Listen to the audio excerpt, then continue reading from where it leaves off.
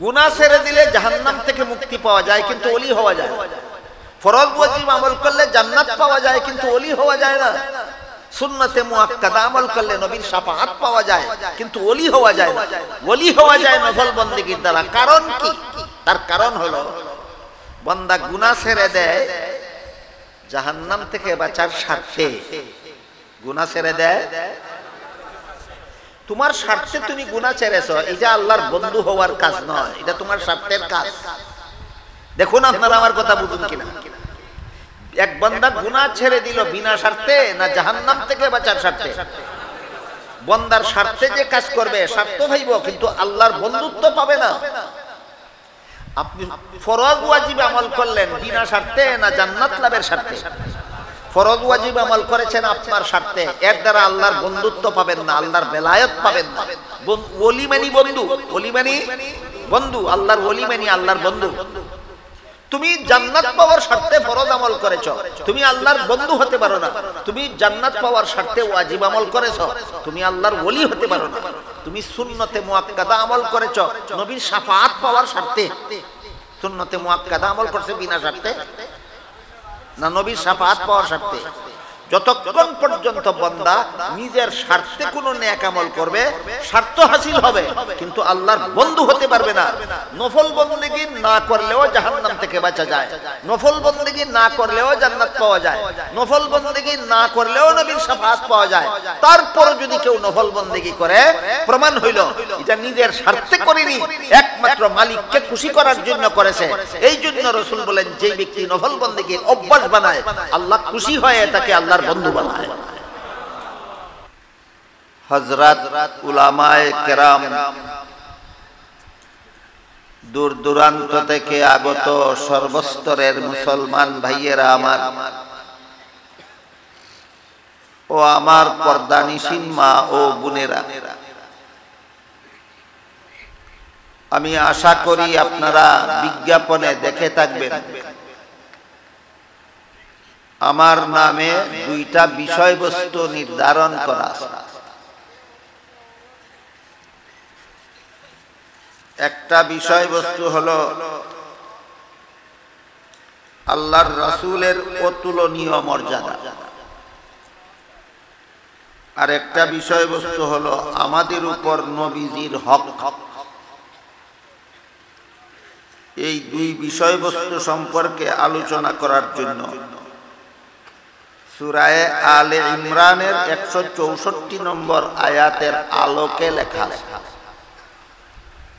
কিন্তু আমার দৃষ্টিতে উল্লেখিত আয়াতের সাথে উল্লেখিত বিষয়ের সম্পর্ক খুব একটা গভীর নয়।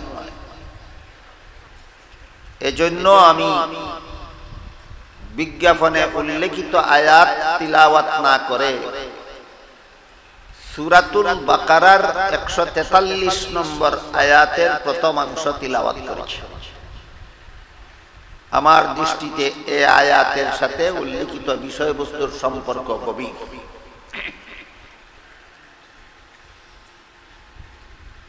এখানে দুইটা বিষয় আমার নামে দেওয়া হয়েছে। একটা হলো আল্লাহর রাসূলের অতুলনীয় মর্যাদা, আর একটা হলো আমাদের উপর রাসূলের হক, রাসূলের কি প্রাপ্য, কি অধিকার। আমি আপনাদের সামনে সংক্ষিপ্ত কয়েকটি হাদিস তিলাওয়াত করেছি। এর মধ্যে প্রথমোক্ত হাদিসে রাসূল করিম সাল্লাল্লাহু আলাইহি ওয়াসাল্লাম বলেন, ইন্নাল্লাহা ফাদ্দালানি আলাল আমবিয়া ওয়া ফাদ্দালা উম্মতি আলাল উমাম, আও কামা ক্বালা আলাইহিস সালাতু ওয়াস সালাম। এর অর্থ হলো রাসূল বলেন, আমাকে আল্লাহ পাক রব্বুল আলামিন সমস্ত নবীগণের উপর শ্রেষ্ঠ মর্যাদা দান করেছেন। তাহলে কি বুঝলেন আপনারা? আল্লাহ আমাদের নবীকে অন্য নবীগণের সমান মর্যাদা দান করেছেন না তাদের চেয়ে শ্রেষ্ঠ? তাদের চেয়ে শ্রেষ্ঠ মর্যাদা দান করেছেন। সাথে সাথে বলেন, আমার উম্মতকেও আল্লাহ অন্য নবীর উম্মতের চেয়ে শ্রেষ্ঠ মর্যাদা দান করেছেন। এই হাদিসের দ্বারা পরিষ্কার হয়ে গেল যে আমাদের নবীর মর্যাদা অন্য সকল নবীগণের চেয়ে শ্রেষ্ঠ, আর এই নবীর উম্মতের মর্যাদা অন্য সকল উম্মতের চেয়ে শ্রেষ্ঠ। সারমর্ম দাঁড়ালো আমরা শ্রেষ্ঠ নবীর শ্রেষ্ঠ উম্মত। হাদিসের মর্ম কি দাঁড়ালো? আমরা শ্রেষ্ঠ নবীর শ্রেষ্ঠ। বুঝার ব্যাপার হলো আল্লাহ আমাদের নবীকে অন্যান্য নবীর উপর শ্রেষ্ঠত্ব কিভাবে দিয়েছে, কি কি মর্যাদা দিয়েছে, আর এই নবীর উম্মতকে অন্যান্য নবীর উম্মতের উপর কি কি শ্রেষ্ঠত্ব, কি কি মর্যাদা দিয়েছেন, এই বিষয়গুলি আলোচনা সাপেক্ষ, বিস্তারিত ব্যাখ্যা বিশ্লেষণ সাপেক্ষ। এত লম্বা ব্যাখ্যা, এত লম্বা কথা একদিনে বলা যায়। আমি আপনাদের মনোযোগিতার প্রতি লক্ষ্য রেখে, আমার স্বাস্থ্যের প্রতি লক্ষ্য রেখে কিছু ব্যাখ্যা বিশ্লেষণ আপনাদের সামনে তুলে ধরার চেষ্টা করব, যদি আল্লাহ তৌফিক দান করেন। ওয়ামা তৌফিকি ইল্লা বিল্লাহ।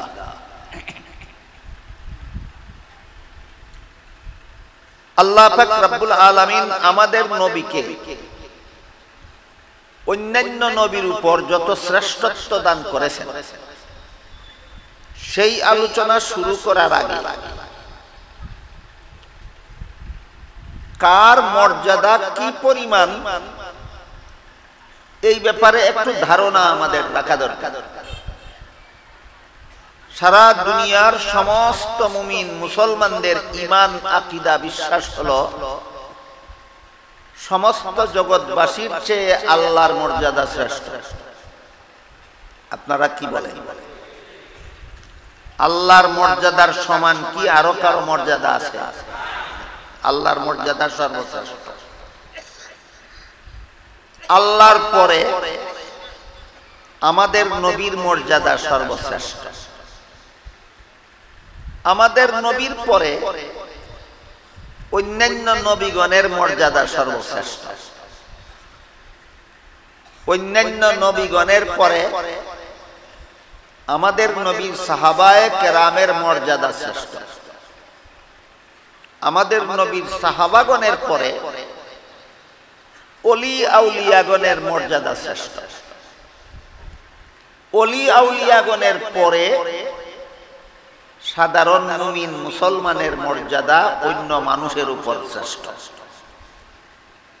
আমার কথা বুঝে থাকলে বলুন, সকলের মর্যাদাই সমান না? ব্যবধান আছে, ব্যবধান। সাধারণ মুমিন মুসলমানকে আল্লাহ যে মর্যাদা দান করেছেন, তার চেয়ে শ্রেষ্ঠ মর্যাদা দান করেছেন আল্লাহ ওলি আউলিয়াগণ। আমার কথা বুঝে থাকলে বলুন তো, সাধারণ মুসলমানের মর্যাদা বেশি না অলিগণের মর্যাদা বেশি? অলিগণের মর্যাদা বেশি। কিন্তু দুঃখের বিষয়, আমাদের বর্তমান সমাজের মুসলমানদের কাছে ওলি আউলিয়া কাকে বলে এই ব্যাপার নিয়ে কোনো আলোচনা হয় না। শুধু অলিগণের প্রতি কতগুলি অন্ধভক্তি প্রকাশ করা হয়, এবং যেই মর্যাদা আল্লাহ নবী রসুলকে দিয়েছেন সেই মর্যাদা ওলি আউলিয়াকে দিয়ে দেওয়া হয়।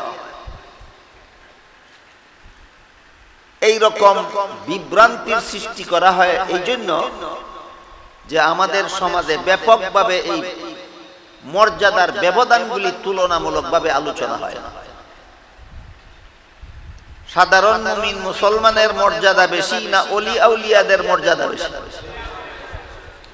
ওলি আউলিয়াদের চেয়েও সাহাবাগণের মর্যাদা বেশি। সাহাবাগণের চেয়েও নবী রাসূলের মর্যাদা বেশি। অন্যান্য নবী রাসূলগণের চেয়ে আমাদের নবীর মর্যাদা বেশি। আর আমাদের নবীর চেয়ে আল্লাহ সমান সমান না ব্যবধান আছে? এই ব্যবধানটা আলোচনা হয় না। ব্যবধানটা আলোচনা না হওয়ার কারণে অনেকেই আমাদের নবীকে মর্যাদা দেওয়ার নামে আল্লাহর মর্যাদা দিয়ে দেয়। আল্লাহর মর্যাদা আর কাউকে দেওয়ার নাম ওই শিরিক।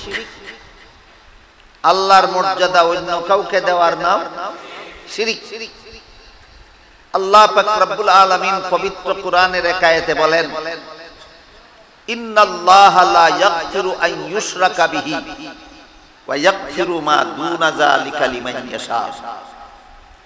এর অর্থ হলো শিরিকের চেয়ে নিম্নমানের গুনাহ আল্লাহ যাকে ইচ্ছা মাফ করে দিবেন, কিন্তু শিরিক গুনাহ আল্লাহ কোনোদিন কাউকে মাফ করবেন না। কি বললেন আল্লাহ? শিরিক গুনাহ মাফ হয়? শিরিক গুনাহ আল্লাহ কোনোদিন কাউকে মাফ করবেন না। শিরিক কিভাবে হয়? আল্লাহর মর্যাদা আর কাউকে দিয়ে দিলেই শিরিক হয়। আল্লাহর মর্যাদা আর কাউকে দিয়ে দিলেই শিরিক হয়। মঞ্চে আমি কথা শুরু করার আগে আপনাদের সামনে ঘোষণা দেওয়া হয়েছে যে আমি আপনাদের এই এলাকায় নতুন। আমারও তাই মনে হয়। আমি জীবনে কোনোদিন আপনাদের এলাকায় এসেছি বলে মনে হয় না। এজন্য আমার ভাষাও আপনারা বুঝেন কিনা আমি একটু সন্দিহান। আপনাদের মনের ভাবও আমি অনুভব করতে পারি কিনা সেই ব্যাপারে আমি সন্দিহান। এজন্য ইতস্ততর মধ্য দিয়ে এই কথাগুলি বলছি। আপনারা যদি আপাতত এতটুকু বুঝে থাকেন যে আল্লাহর মর্যাদা আলাদা, নবীর মর্যাদা আলাদা, এতটুকু যদি বুঝে থাকেন, তাহলে নবীকে মর্যাদা দেওয়ার নামে কিভাবে আল্লাহর মর্যাদা নিয়ে কারাকারি করা হয় এর একটা উদাহরণ দিচ্ছি আপনাদের। আল্লাহর মর্যাদা নিয়ে কারাকারি করা হয় আমাদের সমাজে নবীকে মর্যাদা দেওয়ার। কেন আল্লাহর মর্যাদা নবীকে দিতে হবে? কেন নবীর মর্যাদার কি অভাব আছে? আল্লাহর মর্যাদা কেন কেড়ে নিয়ে নবীকে দেব? নবীর যথেষ্ট পরিমাণ মর্যাদা কুরআন হাদিসে ভরপুর, সেইগুলি বললেই হয়। আমার কথা বুঝে থাকলে বলুন, আল্লাহর মর্যাদা নবীকে দিতে হবে না নবীর যথেষ্ট মর্যাদা আছে? নবীর যথেষ্ট মর্যাদা আছে। আল্লাহর মর্যাদা কেন নবীকে দিয়ে শিরিক করতে যাও? এর একটা উদাহরণ পবিত্র কোরআনের সূরা নামাল। কোন সূরা? সূরা নামাল। সূরা নামালের 65 নম্বর আয়াতে আল্লাহ পাক রব্বুল আলামিন বলেন, কুল লা ইয়ালামু মান ফিস সামাওয়াতি ওয়াল আরদিল গায়বা ইল্লাল্লাহ। এর অর্থ হলো আল্লাহ বলেন, হে মুহাম্মদুর রাসূলুল্লাহ সাল্লাল্লাহু আলাইহি ওয়াসাল্লাম, আপনি বলে দিন আসমান জমিনের কোন বাসিন্দাই গায়েব জানে না একমাত্র আল্লাহ ছাড়া। আসমান জমিনের কোন বাসিন্দাই গায়েব জানে না একমাত্র আল্লাহ ছাড়া। কথাটা অস্পষ্ট না সুস্পষ্ট? সুস্পষ্ট। কোরআনের সুস্পষ্ট কথার কোনো তাফসীরের দরকার হয় না, ব্যাখ্যার দরকার হয় না। কোরআনের অস্পষ্ট কথার তাফসীর এবং ব্যাখ্যার দরকার হয়। যেমন পবিত্র কোরআনের এক আয়াতে আল্লাহ বলেন, শাহরু রমাদান আল্লাযী উনজিলা ফীহিল কুরআনু হুদাল লিন-নাসি ওয়া বায়্যিনাতিম মিনাল হুদা ওয়াল ফুরকান ফামান শাহিদা মিনকুমুশ শাহরা ফালইয়াসুম। এর মর্ম হইল রমজান মাসে রোজা রাখা ফরজ। অস্পষ্ট কথা না সুস্পষ্ট? তাহলে কোন মাসে রোজা রাখা ফরজ এই ব্যাপারে আর কোনো ব্যাখ্যার দরকার আছে? বুঝে থাকলে বলুন তো, কোরআনের কোন কথার ব্যাখ্যা লাগে না? কোরআনের সুস্পষ্ট কথার ব্যাখ্যা লাগে না, ব্যাখ্যা লাগে অস্পষ্ট কথা। অস্পষ্ট কথার একটা উদাহরণ দেখুন। আল্লাহ বলেন আইয়ামাম মাদুদাত, রমজান মাসে যে রোজা রাখা ফরজ, কতদিন রোজা রাখবা?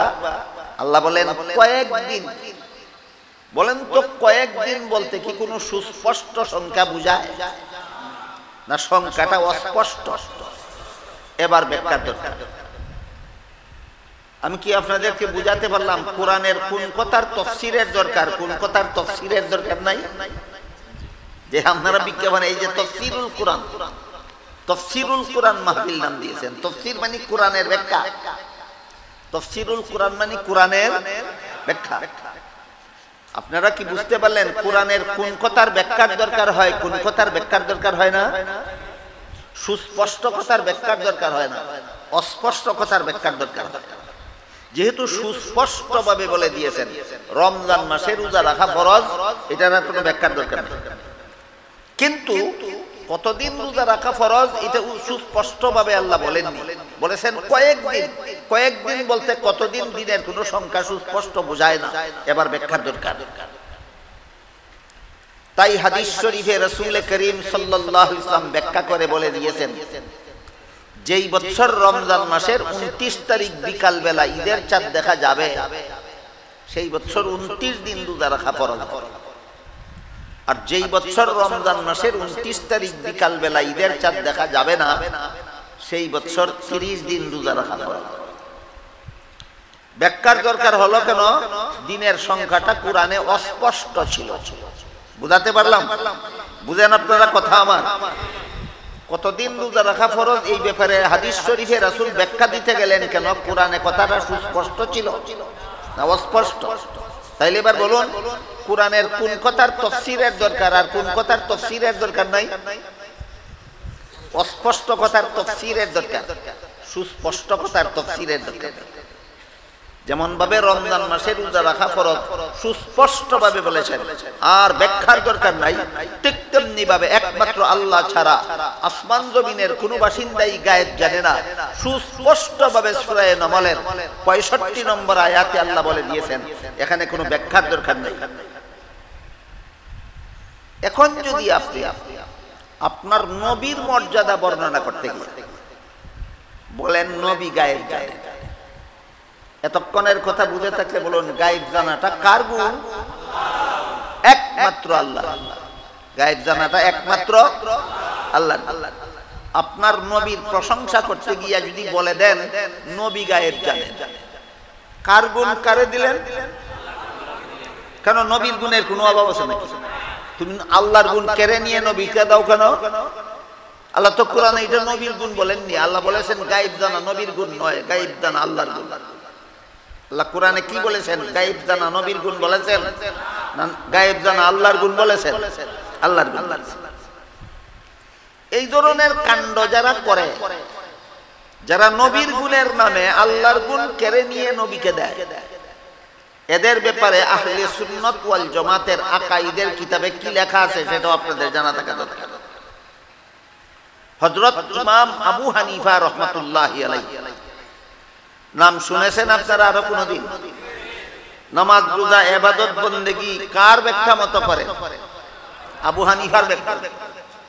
আমরা কুরআন হাদিস থেকে ইমাম আবু হানিফা যে ব্যাখ্যা দিয়েছেন সেই ব্যাখ্যা মতো আমরা ইবাদত বন্দেগী করি। এজন্য আমাদেরকে হানাফি মাযহাবের অনুসারী বলা হয়। আমাদের মাযহাবের ইমাম আবু হানিফা রাহমাতুল্লাহি আলাইহি আহলে সুন্নাত ওয়াল জামাতের আকীদা বিষয়ের অনেকগুলি কিতাব লিখেছেন। এর মধ্যে একটা কিতাবের নাম ফিকহে আকবর, আল ফিকহুল আকবর, সংক্ষেপে বলা হয় ফিকহে আকবর। সারা দুনিয়ার হানাফি মাযহাবের ভাষ্যকার আল্লামা মুল্লা আলী আল কারি রাহমাতুল্লাহি আলাইহি আবু হানিফার কিতাবের ব্যাখ্যা লিখেছেন। ব্যাখ্যা গ্রন্থের নাম শরহুল ফিকহিল আকবর, সংক্ষেপে বলা হয় শরহে ফিকহে আকবর।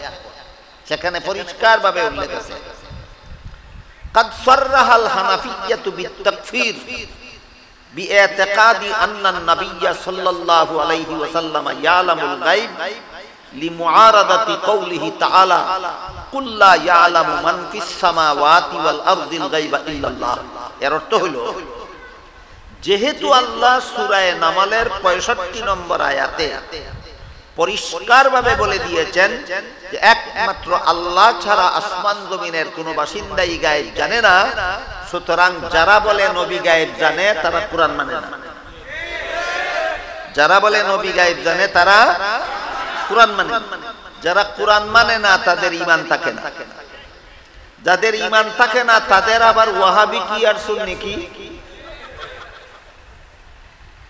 ক্লিয়ার বুঝলেন কথা? এটা আমি বলেছি না আবু হানিফার লেখা কিতাবের কথা, না কার মজাব মতো নামাজ রোজা করে?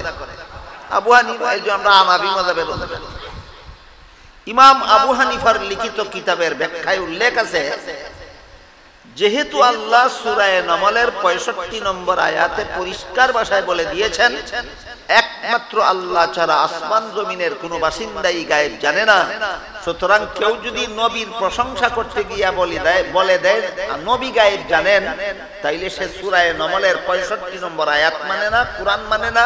যে কোরআন মানে না তার ঈমান থাকে না, যার ঈমান থাকে না তার আবার ওয়াহাবি কি আর সুন্নি কি।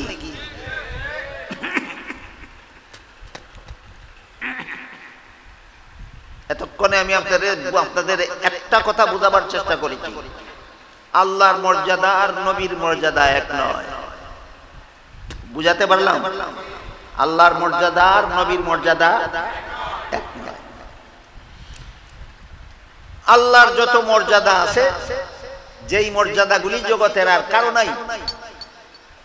এখন বলতে পারবেন এমন একটা মর্যাদা গায়েব জানা। গায়েব জানা আল্লাহর এমন একটা মর্যাদা যেটা জগতের আর কারো মধ্যে নাই। গায়েব জানা এককভাবে আল্লাহর মর্যাদা, না আর কারো আছে এই মর্যাদা? বলতে পারলেন না তো? আজকের মতো একটা আল্লাহর একটা মর্যাদা আমরা এখান থেকে শিখে যাই, যে এই মর্যাদা জগৎবাসী আর কারো নাই, একমাত্র আল্লাহর আছে। সেই মর্যাদাটা কি? আলিমুল গায়ব হওয়া। আলিমুল গায়ব হওয়া, এটা আল্লাহর মর্যাদা, এটা নবীর মর্যাদা নয়। আল্লাহর পরে আমাদের নবীর মর্যাদা সমস্ত জগৎবাসীর চেয়ে শ্রেষ্ঠ। আল্লাহর সমান হয়ে শ্রেষ্ঠ না আল্লাহর পরে? হ্যাঁ, আল্লাহর পরে আমাদের নবীর মর্যাদা সমস্ত নবী রাসূলগণের চেয়ে শ্রেষ্ঠ। এমন কিছু মর্যাদা আছে যে মর্যাদাগুলি আল্লাহ সমস্ত নবীগণকেই দান করেছে। যেমন এবার সমস্ত নবীগণের একটা মর্যাদার কথা বলি, যেই মর্যাদা কোনো ওলিয়া উলিয়ার মধ্যে পাবেন না, যেই মর্যাদা কোনো সাহাবার মধ্যে পাবেন না, যেই মর্যাদা কোনো সাধারণ মুসলমানের মধ্যে পাবেন না। এমন একটা আলাদা মর্যাদা শুধু আল্লাহ নবী রাসূলগণকে দান করেছেন। সেটা হইল আল্লাহ বলেন লা ইয়ানালু আহদিজ জালিমিন, কোন গুনাহগারকে আমি নবী বানাই না। আল্লাহ কি বলেছেন? গুনাহগারকে নবী বানান না, নবীগণ বেগুনাহ হয়ে থাকে। আজীবন বেগুনাহ হওয়া যে সমস্ত নবী রাসূলগণের মর্যাদা। কতদিনের বেগুনাহ? আজীবন। আজীবন বেগুনাহ হওয়া এটা সমস্ত নবী রাসূলগণের মর্যাদা। কাজেই আমাদের নবীকে যদি আপনি বলেন বেগুনাহ, এটা কিন্তু আমাদের নবীর আলাদা মর্যাদা হইল না, এটা সকল নবীর মর্যাদা। আপনারা আমার কথা বুঝেন? বুঝে থাকলে বলুন তো, কেউ যদি আমাদের নবীর মর্যাদা বর্ণনা করতে গিয়া বলে আমাদের নবী বেগুনাহ, এটা কি আমাদের নবীর আলাদা মর্যাদা হইল? কেন? এটা তো সকল নবীর মর্যাদা, এটা আমাদের নবীর আলাদা মর্যাদা হইল না। এই কারণে মর্যাদার ব্যবধানটা আগে বুঝে তারপরে মর্যাদা বর্ণনা করতে হবে। এই স্কেল মতো যার মর্যাদা বর্ণনা করো তার মর্যাদাই বলতে হবে, একজনের মর্যাদা আরেকজনকে দেওয়া চলবে। সমস্ত নবীগণকে আল্লাহ আরো যত মর্যাদা দিয়েছেন, এর মধ্যে আরেকটা মর্যাদার কথা হাদিস শরীফে রাসূল করিম সাল্লাল্লাহু আলাইহি ওয়াসাল্লাম বলেন, আল আম্বিয়াউ আহইয়াউন, নবী রাসূলগণকে দাফন করা মাত্রই আল্লাহ জীবিত করে দেন। দাফনের পরে কোন নবী মুর্দা থাকেন না, সকল নবী দাফনের পরে জিন্দা হয়ে যান। বলুন তো, দাফনের পরে জীবিত হয়ে যাওয়া আমাদের নবীর আলাদা মর্যাদা না সকল নবীর মর্যাদা? সকল নবী। কাজে আপনারা নিজের নবী আমাদের নবীর মর্যাদা বর্ণনা করতে গিয়া যদি বলেন জিন্দা নবী, জিন্দা নবী, এটা কি আমাদের নবীর আলাদা মর্যাদা নাকি? তাহলে তুমি জিন্দা নবী কইয়া কি বুঝাইতে চাও? আমাদের সমাজে কিন্তু আজকাল বছরে একটা মিছিল হয়, মিছিলটার শিরোনাম হলো জশ্নে জুলুসে ঈদে মিলাদুন্নবী। এই মিছিলে যত স্লোগান দেওয়া হয় এর মধ্যে একটা স্লোগান দেওয়া হয় জিন্দা নবীর আগমন। জিন্দা নবী কারে কইলা? তোমার নবীকে। এটা কি তোমার নবীর আলাদা মর্যাদা? তাহলে কার মর্যাদা কারে দিল? হুশে না জুসে? বলুন, সমাজটা হুশে চলছে না জুসে চলছে? জুসের দ্বারা ঈমান হয় না, ঈমান হুশের দ্বারা হয়। আমার কথা বুঝে থাকলে বলুন, শুধু আমাদের নবী জিন্দা না সকল নবী জিন্দা? তাহলে তুমি জিন্দা নবীর আগমন কি শুধু আমাদের নবীর গুণ গাইলা কেন? এটা তো আমাদের নবীর আলাদা গুণ না, এটা তো সকল নবীর গুণ। গেল আল্লাহ সমস্ত নবীকে যে সমস্ত আলাদা মর্যাদা দিয়েছেন এর মধ্যে একটা আলাদা মর্যাদা হলো তারা আজীবন বেগুনাহ। 2 নম্বর, সকল নবীর আলাদা মর্যাদা হলো সমস্ত নবীগণ দাফন করার পর থেকে জিন্দা। সমস্ত নবীগণ দাফন করার পর থেকে জিন্দা। 3 নম্বর, আল্লাহ রাসূল বলেন আল আম্বিয়াউ আহইয়াউন ফি কুবুরিহিম। নবীগণ দাফনের পরে জিন্দা হয়ে রওজা শরীফের ভিতরে থাকেন। জিন্দা হয়ে রওজা শরীফের ভিতরে থাকেন। তুমি যে কইলা আগমন, নবী তো আগমনের কথা বলেননি, নবী তো অবস্থানের কথা বলেছেন। আমার কথা কি বুঝেন আপনারা? তাহলে জিন্দা নবীর আগমন স্লোগানটা কি? আহলে সুন্নাত ওয়াল জামাতের আকীদা সাপেক্ষ স্লোগান না আহলে সুন্নাত ওয়াল জামাত বিরোধী স্লোগান? আহলে সুন্নাত ওয়াল জামাতের বিরোধী, আকীদা বিরোধী স্লোগান দিয়া কোন হায়ায়, কোন লাজে, কোন লজ্জায় আহলে সুন্নাত ওয়াল জামাত হওয়ার দাবি করতে পারে?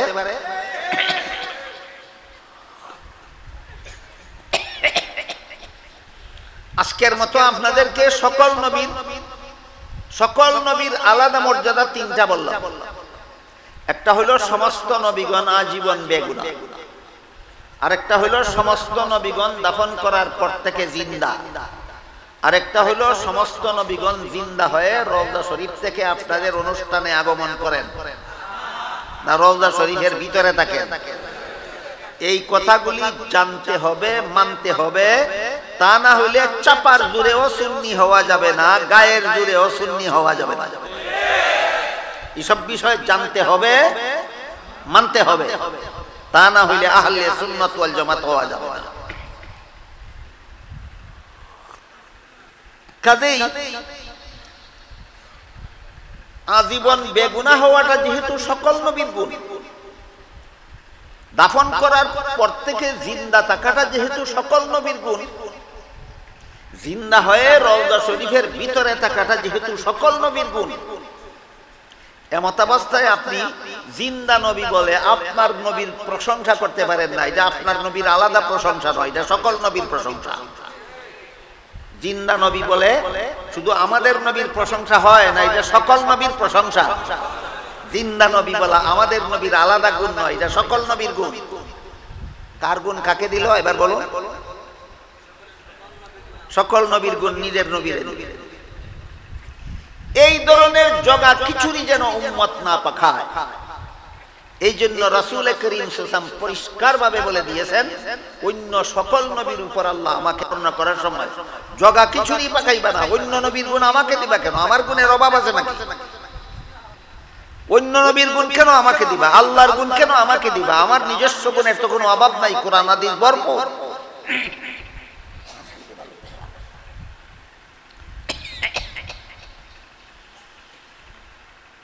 তাই হাদিস শরীফে রাসূল করিম সাল্লাল্লাহু আলাইহি ওয়াসাল্লাম বলেন, ইন্নাল্লাহা ফাদ্দালানি আলাল আম্বিয়া ওয়া ফাদ্দালা উম্মতি আলাল উমাম। আল্লাহ আমাকে সমস্ত নবীগণের উপর শ্রেষ্ঠ মর্যাদা দান করেছেন। আমাকে সমস্ত নবীগণের সমান মর্যাদা দান করেছেন বলেছেন না? সমস্ত নবীগণের চেয়ে শ্রেষ্ঠ। কাজে তোমার নবীর প্রশংসা যদি করতে চাও, ওই গুণের কথা বলো যেই গুণ তোমার নবীর মধ্যে আছে, অন্য নবীর মধ্যে না। তোমার নবীর প্রশংসা যদি করতে চাও, তোমার নবীর শান, তোমার নবীর মান, তোমার নবীর মর্যাদা যদি বলতে চাও, এমন গুণের কথা বলো যেই গুণ তোমার নবীর মধ্যে আছে, অন্য কোন নবীর মধ্যে নাই। কি বলেন আপনারা? এমন একটা গুণের কথা আল্লাহ সূরা বাকারার 143 নম্বর আয়াতে আলোচনা করেছেন, যেটা একমাত্র আমাদের নবীর গুণ। এই জন্য ওই আয়াতটা আমি আপনাদের সামনে তেলাওয়াত করি। আমাদের নবীর আলাদা গুণের আলোচনাটা করার আগে আরেকটু কথা ক্লিয়ার করি। ওলিয়া উলিয়ার গুণ কি নবী রাসূলের সমান না ব্যবধান আছে? সাহাবায়ে কেরামের মর্যাদা কি ওলিয়া উলিয়াগণের সমান না শ্রেষ্ঠ? আহলে সুন্নাত ওয়াল জামাতের আকীদা মতে মুহাম্মাদুর রাসূলুল্লাহ সাল্লাল্লাহু আলাইহি ওয়াসাল্লামের যে কোন সাহাবীর মর্যাদা সারা দুনিয়ার সর্বযুগের সমস্ত ওলিয়া উলিয়াগণের চেয়ে শ্রেষ্ঠ।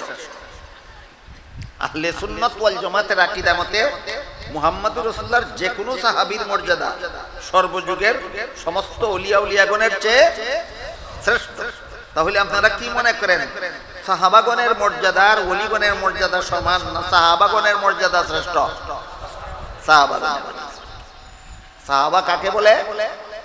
যে ইমানদার ব্যক্তি, যে ইমানদার ব্যক্তি দুনিয়ার জীবনে চর্মচোখে রাসূলকে দেখেছে অথবা রাসূল তাকে দেখেছে, তার নাম এক বচনে সাহাবী, বহু বচনে সাহাবা।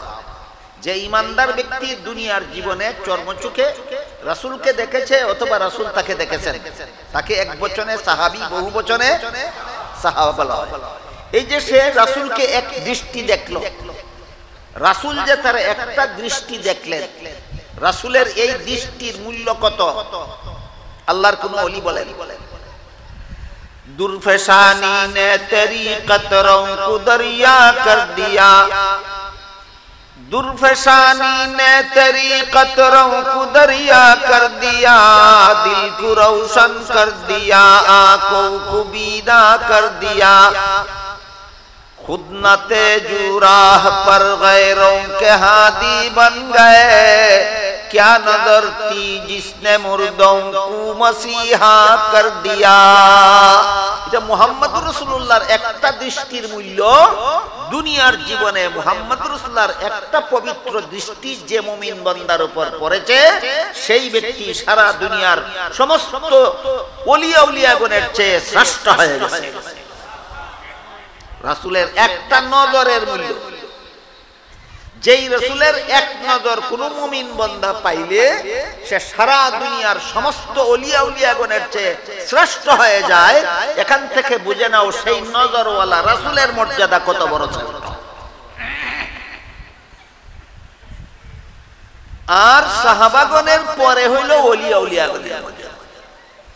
ওলিয়া উলিয়াগণ যত মর্যাদাওয়ালা হোক না কেন সাহাবার সমান হতে পারে না, কারণ সাহাবাগণ রাসূলের সুদৃষ্টি লাভ করেছেন, আর কোন ওলিয়া উলিয়া রাসূলের সুদৃষ্টি লাভ করতে সক্ষম হননি। কারণটাও বুঝলেন কিনা? সাহাবার মর্যাদা ওলির চেয়ে শ্রেষ্ঠ কেন?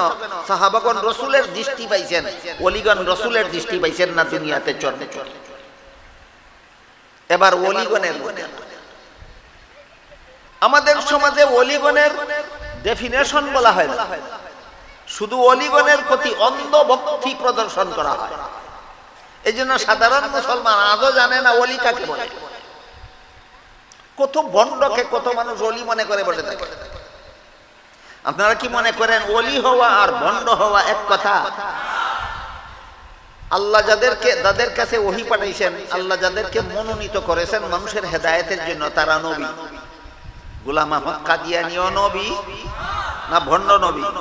ভণ্ড নবী না হয়ে যারা নবী হওয়ার দাবি করে এদের নাম ভণ্ড নবী। ওলি না হয়ে যারা ওলি হওয়ার দাবি করে এরা ভণ্ড। ওলি না হয়ে যারা ওলি হওয়ার দাবি করে, যারা ওলি হয়নি অথচ এদেরকে ওলি বলা হয়, এরা সত্যই ওলি না ভণ্ড?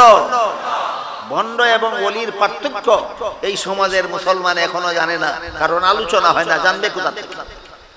এই জন্য আমি একটু আনুষঙ্গিক ভাবে একটু আবার দিচ্ছি আপনাদেরকে, ওলি কাকে বলে। পাঁচ কাজের দ্বারা একজন মানুষ আল্লাহর ওলি হয়, ধারাবাহিকভাবে পাঁচ কাজ। এলোমেলো পাঁচ কাজ না ধারাবাহিক? যেই ব্যক্তি ধারাবাহিকভাবে পাঁচটা কাজ করে সেই ব্যক্তি আল্লাহর ওলি। পাঁচ কাজের মধ্যে চার কাজ করে, পাঁচ নম্বরটা করে না, আল্লাহ আর যাই কিছু হোক আল্লাহর ওলি হতে পারে না। আমার কথা বুঝা থাকলে বলুন, ওলি হওয়ার জন্য কত কাজের দরকার? পাঁচটা কাজের। এক নম্বর, সকল রকমের গুনার অভ্যাস ছেড়ে দিতে হবে। সকল রকম একটা গুনার অভ্যাস এখনো যার চালু আছে সে আর যাই কিছু হোক ওলি হতে পারবে না। দুই নম্বর, সমস্ত ফরজ আমল ঠিক মতে করতে হবে। সমস্ত ফরজ আমল ঠিক মতে করতে হবে। তিন নম্বর, সমস্ত ওয়াজিব আমল ঠিক মতে করতে হবে। সব কথা বিস্তারিত ব্যাখ্যা সহ বলা যাবে না, শুধু ওয়াজিব সম্পর্কে একটু কথা বলি। আল্লাহর বান্দাদের জন্য, নবীর উম্মতের জন্য যত ওয়াজিব আমল আছে এর মধ্যে একটা ওয়াজিব আমল হলো 3 রাকাত বিতিরের নামাজ পড়া। কি আমল? ওয়াজিব। বিতিরের নামাজটা কি? ঈদের নামাজ পড়া ওয়াজিব।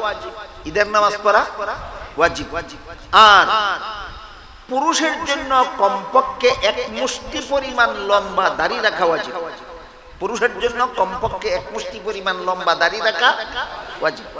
হানাফি মাযহাব মতে ওয়াজিব, শাফি মাযহাব মতে ওয়াজিব, মালিকি মাযহাব মতে ওয়াজিব, হাম্বলি মাযহাব মতে ওয়াজিব।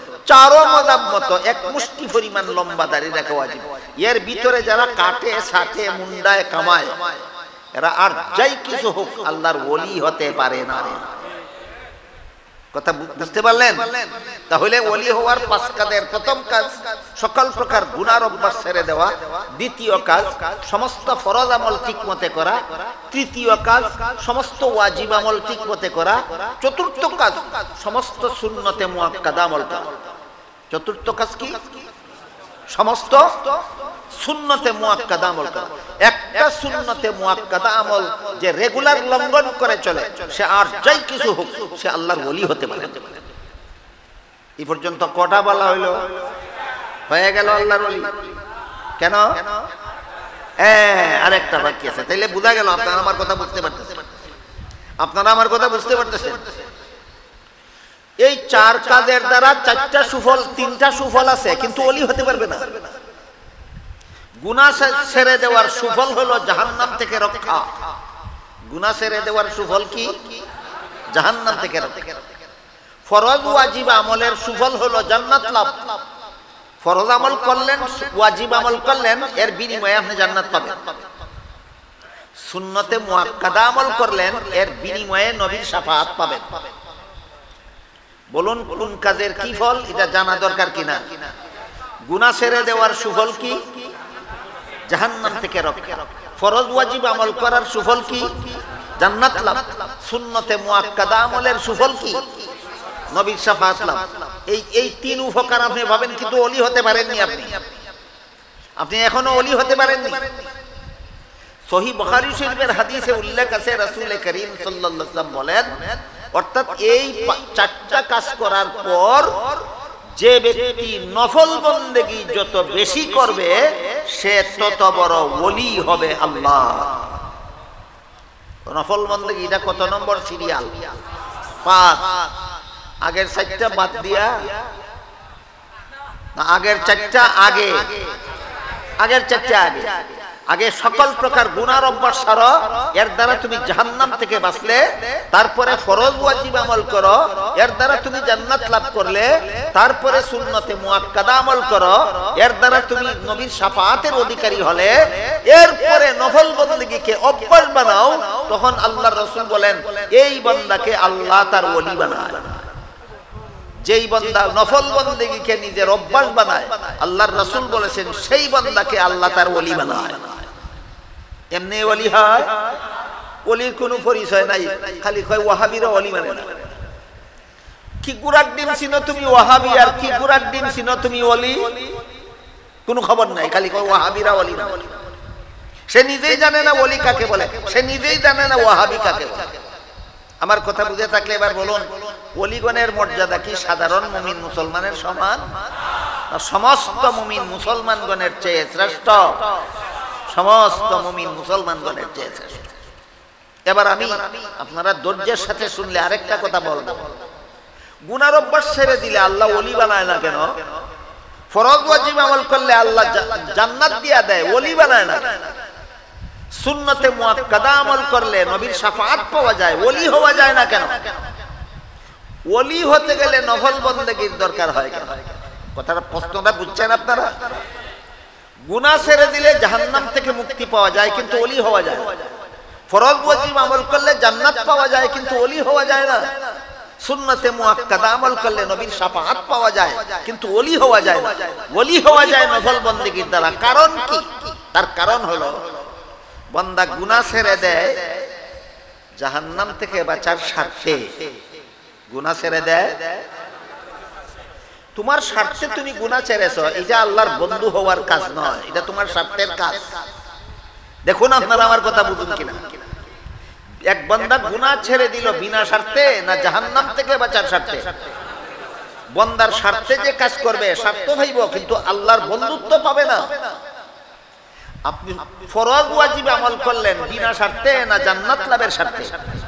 ফরজ ওয়াজিব আমল করেছেন আপনার স্বার্থে, এর দ্বারা আল্লাহর বন্ধুত্ব পাবেন না, আল্লাহর বেলায়েত পাবেন না। ওলি মানি বন্ধু, ওলি মানি বন্ধু, আল্লাহর ওলি মানি আল্লাহর বন্ধু। তুমি জান্নাত পাওয়ার স্বার্থে ফরজ আমল করেছো, তুমি আল্লাহর বন্ধু হতে পারো না। তুমি জান্নাত পাওয়ার স্বার্থে ওয়াজিব আমল করেছো, তুমি আল্লাহর ওলি হতে পারো না। তুমি সুন্নতে মুআক্কাদা আমল করেছো নবীর শাফাআত পাওয়ার স্বার্থে। সুন্নতে মুআক্কাদা আমল করছে বিনা স্বার্থে না নবীর শাফাআত পাওয়ার স্বার্থে?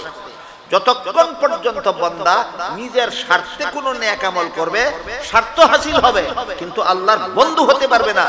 নফল বন্দেগী না করলেও জাহান্নাম থেকে বাঁচা যায়, নফল বন্দেগী না করলেও জান্নাত পাওয়া যায়, নফল বন্দেগী না করলেও নবীর শাফাআত পাওয়া যায়। তারপর যদি কেউ নফল বন্দেগী করে প্রমাণ হইল এটা নিজের স্বার্থে করেনি, একমাত্র মালিককে খুশি করার জন্য করেছে। এই জন্য রাসূল বলেন যে ব্যক্তি নফল বন্দেগীর অভ্যাস বানায় আল্লাহ খুশি হয় তাকে আল্লাহর বন্ধু বানায়।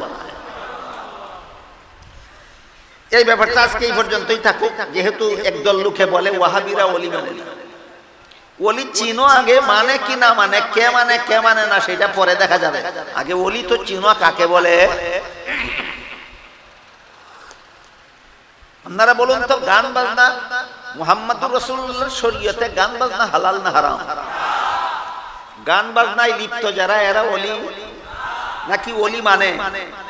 যে গান বাজনায় লিপ্ত সে নিজেও ওলি না, ওলি মানেও না। এইরকম হারাম কাজে লিপ্ত যারা হারাম কাজ থেকে মুক্ত তাদেরকে বলে আল্লাহর ওলি মানে। এই ধরনের বিভ্রান্তিজনক কথাবার্তাগুলি কেন হয়? এই কথাগুলির সুস্পষ্ট কোনো আলোচনা সমাজে হয় না। সাধারণ মুসলমানের এই ব্যাপারে কোনো ধারণা নাই।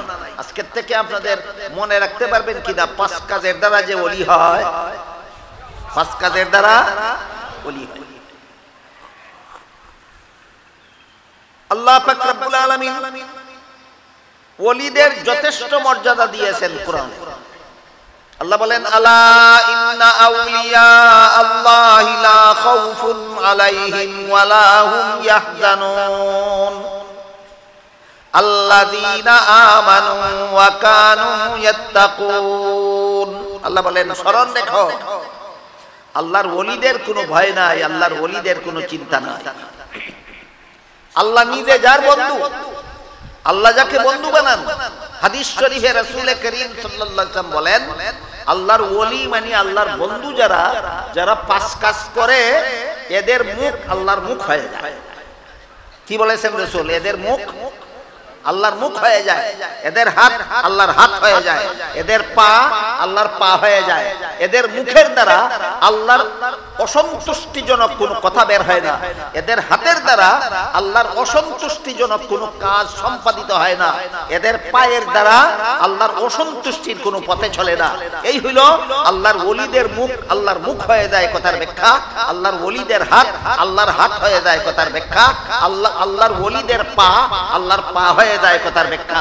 রাসূলের হাদিস বুঝে থাকলে বলুন তো ওলির মর্যাদা হাদিস কোরআনে আছে কিনা?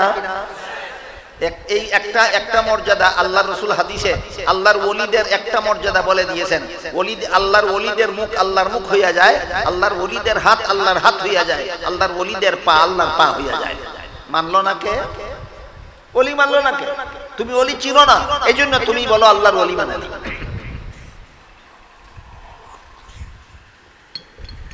সাধারণ মুমিন মুসলমানের মর্যাদা আছে, এটা ওলির চেয়ে নিচে, ওলির চেয়ে নিচে। সবগুলি মর্যাদা যদি আমি বলতে যাই আমার মূল আলোচ্য বিষয়ের দ্বারা কাছে যেতে পারবো না। তো আমার মূল আলোচ্য বিষয় হলো আমাদের নবীর আলাদা মর্যাদা। শুধু ওই ক্লাসিফিকেশনটা আপনাদেরকে বোঝাবার জন্য এতক্ষণ কথা বলেছি যে আল্লাহর মর্যাদা আলাদা, যা আমাদের নবীর বেলায় আনফিট। আমাদের নবীর মর্যাদা আলাদা, যা অন্য নবীর বেলায় আনফিট। অন্য নবীর মর্যাদা আলাদা, যা সাহাবায়ে কেরামের বেলায় আনফিট। সাহাবায়ে কেরামের মর্যাদা আলাদা, যা ওলিদের বেলায় আনফিট। ওলিদের মর্যাদা আলাদা, যা সাধারণ মুমিন মুসলমানের বেলায় আনফিট। এবার আমরা মূল আলোচ্য বিষয়ের একটা কথা শুনি।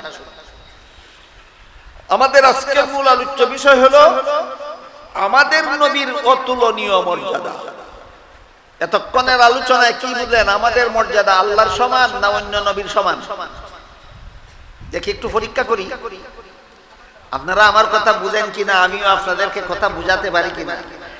আমাদের নবীর আলাদা মর্যাদাটা কি আল্লাহর সমান না অন্যান্য নবীদের সমান? তাহলে দুটোটাই না হইলে হা কোনটা? আমাদের নবীর মর্যাদা হইল আল্লাহর পরে আর সমস্ত নবীগণের আগে। আমাদের নবীর মর্যাদা হইল আল্লাহর পরে আর সমস্ত নবীগণের আগে। এবার এই স্কেল হাতে নিয়ে আমাদের নবীর মর্যাদা শোনা। পবিত্র কোরআনের সূরাতুল বাকারার 143 নম্বর আয়াতের প্রথম অংশ আমি আপনাদের সামনে তিলাওয়াত করেছি। এখানে আল্লাহ বলেন, وَكَذَلِكَ جَعَلْنَاكُمْ أُمَّةً وَسَطًا لِتَكُونُوا شُهَدَاءَ عَلَى النَّاسِ وَيَكُونَ الرَّسُولُ عَلَيْكُمْ شَهِيدًا। আল্লাহ বলেন, হে মুহাম্মদুর রাসূলুল্লাহর উম্মতেরা, যেভাবে আমি তোমাদের জন্য শ্রেষ্ঠ কিবলা নির্ধারণ করে দিয়েছি, তেমনি ভাবে আমি তোমাদেরকে শ্রেষ্ঠ উম্মত সাব্যস্ত করছি। আল্লাহ আমাদেরকে শ্রেষ্ঠ উম্মত বলেছেন কিনা? কাদের থেকে শ্রেষ্ঠ উম্মত? হাদিস শরীফে রাসূল বলেছেন, অন্য নবীর সকল উম্মতের চেয়ে আমার উম্মত শ্রেষ্ঠ। অন্য সকল নবীর উম্মতের চেয়ে আমার উম্মত শ্রেষ্ঠ। আর রাসূল বলেন, অন্য সকল নবীর মর্যাদার চেয়ে আমার মর্যাদা শ্রেষ্ঠ। তাই সূরাতুল বাকারার 143 নম্বর আয়াতের ব্যাখ্যায় হাদিস শরীফে রাসূল করিম সাল্লাল্লাহু আলাইহি ওয়াসাল্লাম বলেন, ওই যে একটু আগে বলেছিলাম কোরআনের সুস্পষ্ট কথার তাফসীরের দরকার হয় না অস্পষ্ট কথা? ওই যে অস্পষ্ট কথা বুঝার জন্য যে ব্যাখ্যার দরকার হয়, ওই ব্যাখ্যাটাকেই তাফসীরুল কোরআন বলা হয়। ওই ব্যাখ্যাটাকেই কোরআনের ব্যাখ্যাকেই কোরআনের তাফসীর বলা হয়। আপনারা যেহেতু তাফসীরুল কোরআন মাহফিল নাম দিয়েছেন, কাজী কোরআনের তাফসীরের আলোকে আমি বিষয়টা আপনাদের সামনে তুলে ধরার চেষ্টা করছি। মনে রাখতে হবে, কোরআনের তাফসীর বা ব্যাখ্যা যার যেভাবে মনে চায় সেভাবে করলেই হয় না। আপনারা কি মনে করেন? কোরআনের তাফসীর অস্পষ্ট কথার সুস্পষ্ট ব্যাখ্যা যার যেভাবে মনে চায় সেভাবে করলেই হয় না। বরং হাদিস শরীফে রাসূল করিম সাল্লাল্লাহু আলাইহি ওয়াসাল্লাম বলেন, যেই ব্যক্তি কোরআনে মন গড়া ব্যাখ্যা করে সে জাহান্নামী হওয়ার জন্য আর কোনো অপরাধ লাগবে না, একটাই যথেষ্ট। কোরআনে মন গড়া ব্যাখ্যা করা জাহান্নামী হওয়ার জন্য যথেষ্ট। সুতরাং আমরা এই সূরা বাকারার 143 নম্বর আয়াতের ব্যাখ্যা যে শুনবো মন গড়া ব্যাখ্যা শুনবো না সহি ব্যাখ্যা শুনবো? এখন প্রশ্ন জাগে, সহি ব্যাখ্যা পাওয়া যায় কোথায়? মন গড়া ব্যাখ্যা তো মনের কোনায় পাওয়া যায়, যার মনে যা চায় তাই মন গড়া ব্যাখ্যা হয়। কিন্তু সহি ব্যাখ্যা পাওয়া যায় কোথায়? এই কথাটা মনে রাখি। কোরআনের সহি ব্যাখ্যা পাওয়া যায় 6 ঠিকানায়। মনে রাখতে পারবেন? কোরআনের সহি ব্যাখ্যা পাওয়া যায় কত ঠিকানায়? ছয় ঠিকানায়। প্রথম ঠিকানার নাম তাফসীরুল কুরআন বিল কুরআন, দ্বিতীয় ঠিকানার নাম তাফসীরুল কুরআন বিল আহাদিসিন নববিয়্যা, তৃতীয় ঠিকানার নাম তাফসীরুল কুরআন বি আসারিস সাহাবা, চতুর্থ ঠিকানার নাম তাফসীরুল কুরআন বি আকওয়ালিত তাবিঈন, পঞ্চম ঠিকানার নাম তাফসীরুল কুরআন বি ইজতিহাদিল মুজতাহিদিন, ছয় নম্বর ঠিকানার নাম তাফসীরুল কুরআন বিল কওয়াইদিল আরাবিয়্যা বিহাসবি মা ইয়াক্তাদিহি তাকাতুল বাশারিয়্যা। এই আরবি নামগুলি যারা বুঝবেন না, মনে রাখতে পারবেন না, এবার তাদের জন্য বাংলায় বলি। কোরআনের সহিহ তাফসীর ছয় ঠিকানায় পাওয়া যায়। এক নম্বর ঠিকানা, কোরআনের এক আয়াতের ব্যাখ্যা যদি আরেক আয়াতে থাকে তখন কোরআনের তাফসীর কোরআনের দ্বারাই হয়। কোরআনের এক আয়াতের ব্যাখ্যা যদি আরেক আয়াতে না থাকে তখন খুঁজতে হবে নবীর হাদিসে। সুতরাং নবীর হাদিস হলো কোরআনের সহিহ ব্যাখ্যার দ্বিতীয় ঠিকানা। নবীর হাদিস হলো কোরআনের সহিহ ব্যাখ্যার দ্বিতীয় ঠিকানা। কোরআনের সহিহ ব্যাখ্যার তৃতীয় ঠিকানা সাহাবায়ে কেরামের জিন্দেগি। কোরআনের সহিহ ব্যাখ্যার চতুর্থ ঠিকানা তাবেঈনের বিবরণ।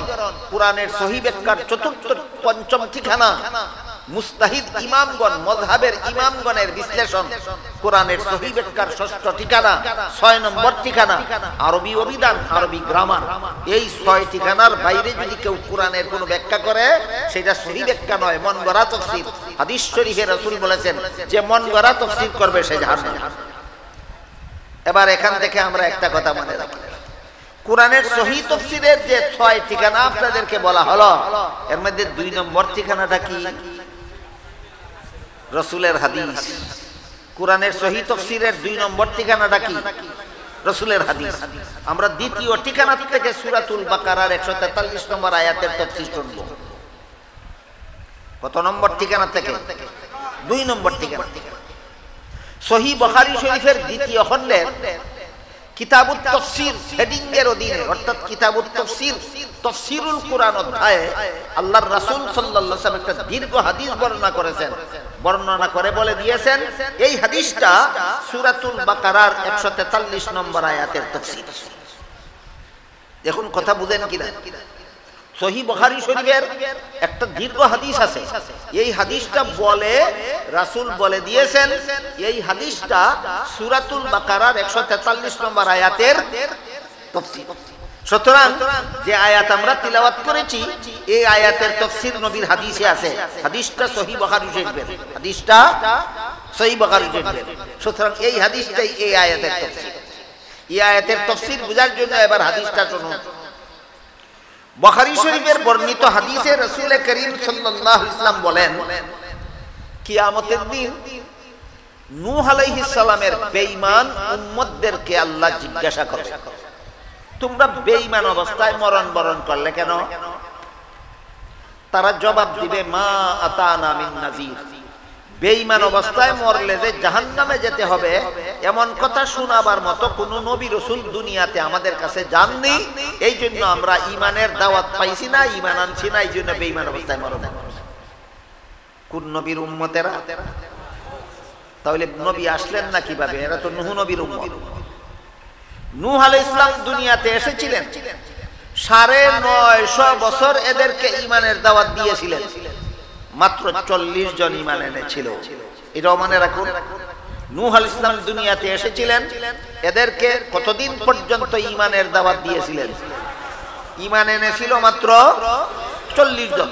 40 জন ঈমান আনার পরে আল্লাহ নূহ আলাইহিস সালামকে বলে দিলেন, হে নূহ আলাইহিস সালাম, আপনি মানুষের মনের কথা জানেন না। ওই মনের কথা জানা একটা গায়েব জানা। আপনি গায়েব জানেন না, আপনি মানুষের মনের কথা জানেন না। আমি আল্লাহ গায়েব জানি, আমি মানুষের মনের কথা জানি। যেই 40 জন ঈমান এনেছে এই 40 জন ছাড়া এই দুনিয়ার আর কেউ কোনোদিন ঈমান আনবে না। আপনি জানেন না তাদের মনের কথা, আমি আল্লাহ জানি।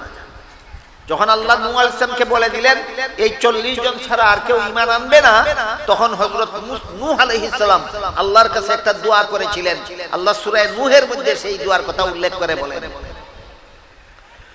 وقال نوح رب لا تذر على الأرض من الكافرين ديارا ইন্নাকা ইনতাযারহুম ইউদিল্লু ইবাদাকা ওয়ালা ইয়ালিদু ইল্লা ফাজিরান কাফফারা। নূহ আলাইহিস সালাম বলেন, হে আল্লাহ, যেহেতু আপনি জানেন এরা ঈমান আনবে না, কাজে এদেরকে যদি আরো বাঁচতে দেন তাহলে এরা ভবিষ্যতে যে সমস্ত সন্তান জন্ম দিবে এদেরকেও কাফির বানিয়ে জাহান্নামে নিয়ে যাবে। ভবিষ্যৎ প্রজন্মকে জাহান্নাম থেকে রক্ষা করার স্বার্থে এদেরকে মৃত্যু দিয়ে দেন। নূহ আলাইহিস সালামের দোয়া আল্লাহ কবুল করলেন। কবুল করে নূহ আলাইহিস সালামকে বললেন, আপনি একটা বিশাল জাহাজ তৈরি করুন, আপনার অনুসারী 40 জন মুসলমান আর বাকি সকল প্রকার জীবজন্তু নিয়ে ওই জাহাজে আরোহণ করবেন, আর বাকি সবগুলি বেঈমানকে আমি গজবের পানির বন্যা দিয়ে ধ্বংস করে দেব। আল্লাহর হুকুমে নূহ আলাইহিস সালাম জাহাজ তৈরি করলেন, অনুসারী 40 জন উম্মত আর সকল প্রকার জীবজন্তুর এক জোড়া এই জাহাজে নিয়ে আরোহণ করলেন। আল্লাহ গজবের পানির বন্যা দিয়ে সমস্ত বেঈমানকে ধ্বংস করে দিলেন। যারা ধ্বংস হইল এদেরকে নূহ আলাইহিস সালাম দাওয়াত দিয়েছিলেন কতদিন? এই কথাটা মনে রাখবেন। বুখারী শরীফের হাদিস, আল্লাহ রাসূল বলেন, এই বেঈমান যারা ওই গজবের পানির বন্যায় পড়ে মরল এদেরকে আল্লাহ কিয়ামতের দিন জিজ্ঞাসা করবেন, বেঈমান হয়ে মরলা কেন? এরা বলবে, ঈমানের দাওয়াত দেওয়ার মতো কোন নবী দুনিয়াতে আমাদের কাছে যাননি, আমরা ঈমানের দাওয়াত পাইছি না, এইজন্য বেঈমান হয়ে মরছি। আল্লাহর রাসূল বলেন, তখন আল্লাহ হযরত নূহ আলাইহিস সালামকে জিজ্ঞাসা করবেন, আপনার উম্মতেরা কি বলে? কোন নবী নাকি এদের কাছে ঈমানের দাওয়াত নিয়ে যায়নি? নূহ আলাইহিস সালাম বলবেন, আল্লাহ আপনি নিজে জানেন, আমি 950 বছর দাওয়াত দিয়েছি, এরা গ্রহণ করেনি। আল্লাহ পাক রব্বুল আলামিন তখন নূহ আলাইহিস সালামকে জিজ্ঞাসা করবেন, এই হাজার হাজার উম্মত বলতেছে আপনি গেছেন না, আর আপনি একা বলতেছেন গেছেন, আপনার দাবির পক্ষে কোনো সাক্ষী আছে কি? আল্লাহ নূহ আলাইহিস সালামের কাছে হাসরের মাঠে সাক্ষী তলব করবেন, আপনি যে দুনিয়াতে গিয়েছিলেন, আপনি যে তাদেরকে ঈমানের দাওয়াত দিয়েছিলেন আর তারা যে ঈমান আনয়ন করেনি, আপনার এই দাবির পক্ষে কোনো সাক্ষী আছে কিনা? ঘটনাটা এখানে আপাতত রাখুন। এইবার সাক্ষী সম্পর্কে একটা জরুরি কথা শুনুন। মানুষের আদালতে কোনো বিচারে, মানুষের আদালত যে আদালতের বিচারক মানুষ হয়, সেই আদালতে বিচারের জন্য সাক্ষীর দরকার হয়। হাদিস শরীফে রাসূল করিম সাল্লাল্লাহু আলাইহি ওয়াসাল্লাম বলেছেন, আল বাইয়িনাতু আলাল মুদ্দাঈ ওয়াল ইয়ামিনু আলা মান আনকার। যে আদালতের বিচারক মানুষ, ওই আদালতে বিচারের জন্য সাক্ষীর দরকার হয়। কেন? মানুষ বিচারক, কোন দিন কোন জায়গায় কার দ্বারা কোন ঘটনা ঘটলো কি না ঘটলো বিচারকে নিজে দেখে না, জানে না। এই জন্য সাক্ষীর জবানবন্দির দ্বারা ঘটনার সত্যতা যাচাই করতে চায়। বিষয়টা বুঝাতে পারলাম আপনাদেরকে? মানুষ বিচারকের আদালত বিচারের জন্য সাক্ষীর দরকার হয়। কেন? বিচারকে নিজে দেখেনি, জানেনি ঘটনা সত্য না মিথ্যা। বিচারক সাক্ষীর জবানবন্দির দ্বারা ঘটনার সত্যতা যাচাই করে।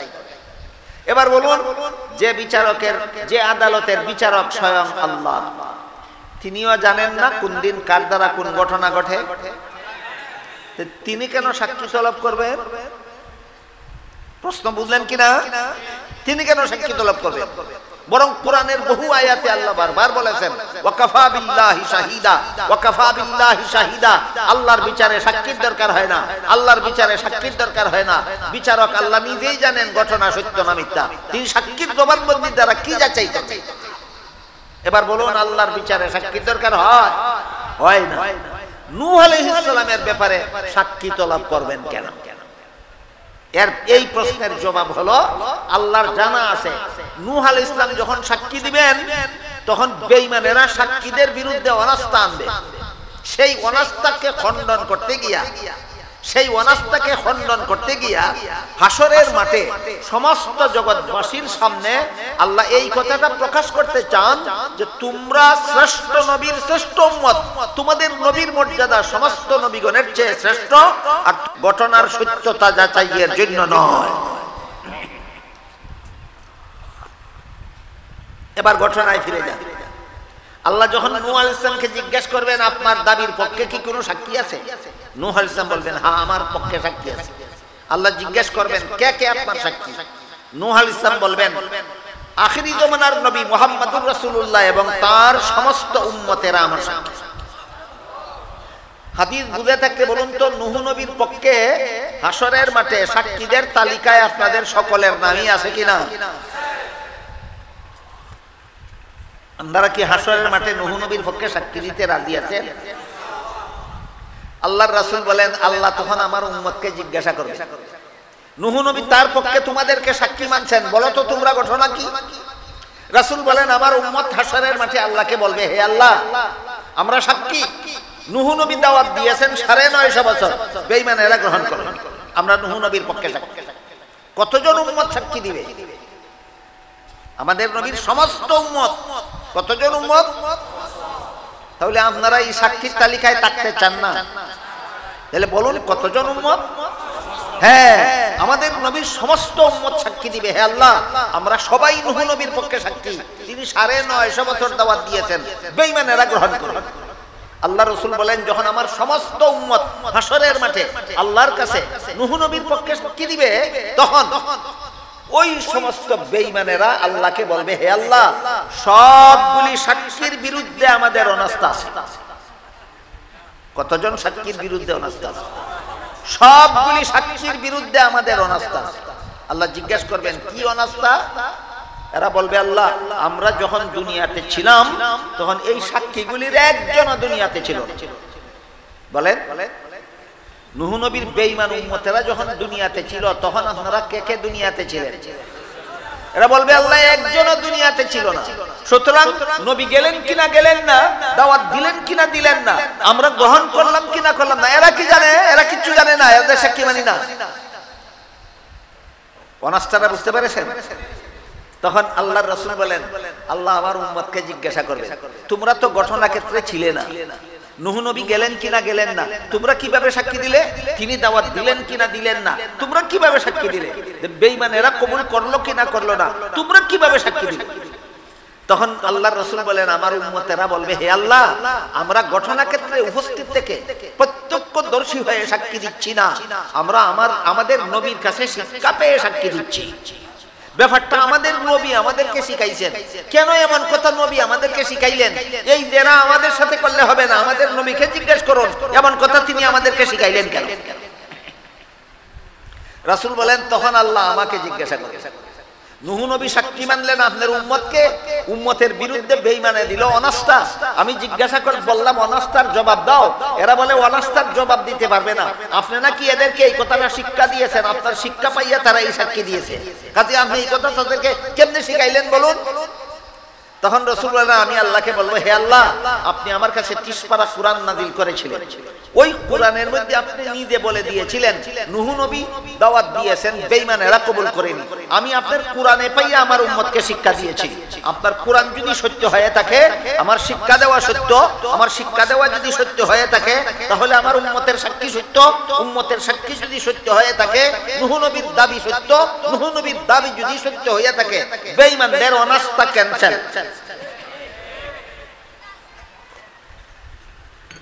এই ঘটনার মধ্যে মুহাম্মদুর রাসূলুল্লাহর উম্মতকে নূহ নবীর পক্ষে সাক্ষী বানাইয়া আল্লাহ হাসরের মাঠে সমস্ত জগৎবাসীর সামনে প্রমাণ করবেন, অন্য নবীর উম্মতের চেয়ে তোমাদের মর্যাদা আমি আল্লাহর কাছে শ্রেষ্ঠ। আর উম্মতের পক্ষে আর কোন নবীকে সাক্ষী না বানাইয়া উম্মতের পক্ষে মুহাম্মদুর রাসূলুল্লাহকে সাফাই সাক্ষী বানাইয়া হাসরের মাঠে সমস্ত জগৎবাসীর সামনে আল্লাহ প্রমাণ করবেন, তোমাদের নবীর মর্যাদা আমি আল্লাহর কাছে সকল নবীর চেয়ে শ্রেষ্ঠ। এই ব্যাখ্যা এই হাদিসের মাধ্যমে করে রাসূল বলে দিলেন, সহিহ বুখারী শরীফের হাদিস, এই ব্যাখ্যা হইল সূরা বাকারার 143 নম্বর আয়াতের তাফসীর। এই ব্যাখ্যা হলো সূরাতুল বাকারার 143 নম্বর আয়াতের তাফসীর। বুঝে থাকতে বলুন তো, সূরাতুল বাকারার 143 নম্বর আয়াতের তাফসীর আমরা কত নম্বর ঠিকানা থেকে শুনলাম? 2 নম্বর ঠিকানার নাম রাসূলের হাদিস। হাদিসটা আছে কোন কিতাবে? সহিহ বুখারী শরীফে। সহিহ বুখারী শরীফের দ্বিতীয় খণ্ডের কিতাবুত তাফসীর, তাফসীরুল কুরআন অধ্যায়ে আল্লাহ রাসূল এই ঘটনা বর্ণনা করে বলেন, এই ঘটনা হইল এই আয়াতের তাফসীর। এই ঘটনার মাধ্যমে আল্লাহ হাসরের মাঠে সমস্ত জগৎবাসীর সামনে দুইটা কথা প্রমাণ করবেন। একটা হইল নূহ নবীর পক্ষে আর কোন নবীকে সাক্ষী না নিয়া নূহ নবীর পক্ষে আর কোন নবীর উম্মতকে সাক্ষী না নিয়া মুহাম্মদুর রাসূলুল্লাহর উম্মতকে সাক্ষী নিয়ে আল্লাহ প্রমাণ করবেন আমি আল্লাহর দৃষ্টিতে তোমাদের মর্যাদা সকল নবীর উম্মতের চেয়ে শ্রেষ্ঠ। আর মুহাম্মদুর রাসূলুল্লাহর উম্মতের পক্ষে আর কোন নবীকে সফাই সাক্ষী না নিয়া মুহাম্মদুর রাসূলুল্লাহকে সফাই সাক্ষী নিয়া হাশরের মাঠে সমস্ত জগৎবাসীর সামনে আল্লাহ প্রমাণ করবেন আমি আল্লাহর দৃষ্টিতে তোমাদের নবীর মর্যাদা সকল নবীর চেয়ে শ্রেষ্ঠ। এই মর্মে এই হাদিস শরীফে রাসূল বলেন ইন্নাল্লাহা ফাদ্দালানি আলাল আমবিয়া ওয়া ফাদ্দালা উম্মতি আলাল উমাম। আল্লাহ আমাকে সমস্ত নবী রাসূলগণের উপর শ্রেষ্ঠ মর্যাদা দান করেছেন আর আমার উম্মতকে সকল নবীর উম্মতের উপর শ্রেষ্ঠ মর্যাদা দান করেছেন। বলুন আমাদের নবীর মর্যাদা অন্য নবীর সমান না সকল নবীর চেয়ে শ্রেষ্ঠ? কোরআনের আয়াতের দ্বারা প্রমাণিত কিনা? কোরআনের আয়াতের দ্বারা প্রমাণিত কিনা? কোন সূরার কত নম্বর আয়াতের দ্বারা? সূরাতুল বাকারার 143 নম্বর আয়াতের দ্বারা প্রমাণিত। রাসূলের হাদিসের দ্বারা প্রমাণিত কিনা? কোন কিতাবের হাদিসের দ্বারা? সহিহ বুখারী শরীফের হাদিসের দ্বারা প্রমাণিত আমরা শ্রেষ্ঠ নবীর শ্রেষ্ঠ উম্মত। দুঃখিত আমি আজকে একটা মাত্র কারণ আপনাদেরকে শুনাইলাম কোন কারণে আমাদের নবীর মর্যাদা অন্য নবীর চেয়ে শ্রেষ্ঠ। এরকম অজস্র ভুরি ভুরি কারণ আছে যেসব কারণে আল্লাহ আমাদের নবীকে অন্যান্য সমস্ত নবীগণের উপর শ্রেষ্ঠ মর্যাদা দান করেছেন। এমন যথেষ্ট কারণ আছে যেসব কারণে আল্লাহ আমাদেরকে অন্য নবীর উম্মতের উপর শ্রেষ্ঠ মর্যাদা দান করেছেন। তাই সব কথার সার কথা হলো আমরা শ্রেষ্ঠ নবীর শ্রেষ্ঠ উম্মত, আমরা শ্রেষ্ঠ নবীর শ্রেষ্ঠ। এই শ্রেষ্ঠত্ব যদি রক্ষা করতে হয় তাইলে নবীর একটা হক আছে আমাদের উপর, এটা আদায় করতে হবে।